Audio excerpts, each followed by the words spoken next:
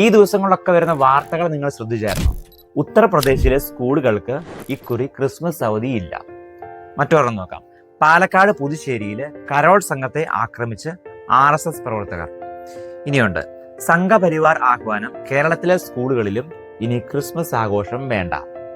ഇനിയുണ്ട്, തിരുവനന്തപുരത്തെ സ്കൂളുകളിൽ ക്രിസ്മസ് ആഘോഷങ്ങൾ തടയാൻ സംഘപരിവാർ നീക്കം. മറ്റൊന്ന്, ഹൈന്ദവർ ക്രിസ്മസ് ആഘോഷിക്കരുത്, ആശംസാ ബോർഡുകൾ തൂക്കരുത്, ആഹ്വാനമായി വിശ്വ ഹിന്ദു പരിഷത്ത്. ഇനിയുണ്ട്, ക്രിസ്മസ് ആഘോഷത്തിൽ ഗണഗീതം ആലപിക്കണമെന്ന ആവശ്യവുമായിട്ട് DMS. ഇനി ഒരു വീഡിയോയും കൂടി കണ്ടുനോക്കാം.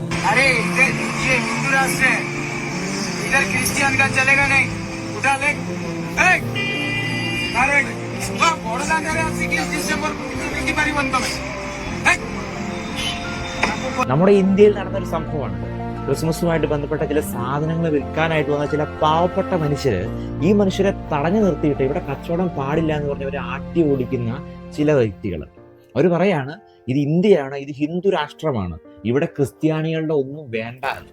ഈ വാർത്തകളൊക്കെ കാണുമ്പോൾ ഉള്ളിലൊരു സംശയം തോന്നുകയാണ്, ഇന്നും ക്രിസ്തുവിന് ഇടം നഷ്ടപ്പെട്ടുകൊണ്ടിരിക്കുകയാണ്. അങ്ങ് 2000 വർഷങ്ങൾക്കൊക്കെ മുമ്പ് ഇതുപോലെ രാത്രിയിൽ ഈ ലോകത്ത് ജനിക്കാനായിട്ട് ഉണ്ണി യേശുവിന് ഇടം തേടി നടന്ന ഒരപ്പനും ഒരമ്മയും. ഇതൊന്നുമല്ല നമ്മുടെ പ്രശ്നം.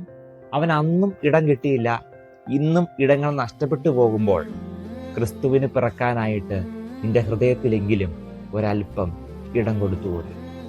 ക്രിസ്തു ഇന്ന് പിറക്കേണ്ടത് നിന്റെ ഹൃദയത്തിൽ തന്നെയാണ്. മറ്റേ ഷോർട്ട് ഫിലിമിന്റെ ഡയലോഗ് ഉണ്ടല്ലോ, നിന്റെ ഹൃദയത്തിന്റെ വടക്ക് കിഴക്കേ അറ്റത്ത്. നിന്റെ ഹൃദയത്തിന്റെ വടക്ക് കിഴക്കേ അറ്റത്തെങ്കിലും ക്രിസ്തുവിന് പിറക്കാനായിട്ട് ഒരിടം കൊടുത്തുകൂടെ? ആഘോഷങ്ങളിലേക്ക് നീ കടക്കുമ്പോൾ ചൈതന്യം കെട്ടുപോകാതിരിക്കട്ടെ. ഈ ക്രിസ്മസിനും ഉണ്ണി ഇടം തേടി വരുമ്പോൾ നിന്റെ ഹൃദയത്തിൽ വെറുപ്പും വിദ്വേഷവും വൈരാഗ്യവും ഒക്കെ നിറഞ്ഞു നിൽക്കുകയാണെങ്കിൽ നിന്റെ ഹൃദയത്തിൽ നിന്ന് പോലും ക്രിസ്തു പുറത്താക്കപ്പെടുകയില്ലേ? നിന്റെ ഹൃദയത്തിൽ പോലും അവൻ ഇടം നഷ്ടപ്പെട്ടു പോവുകയില്ലേ? അതല്ലേ ഏറ്റവും വലിയ വേദന എന്ന് പറയുന്നത്.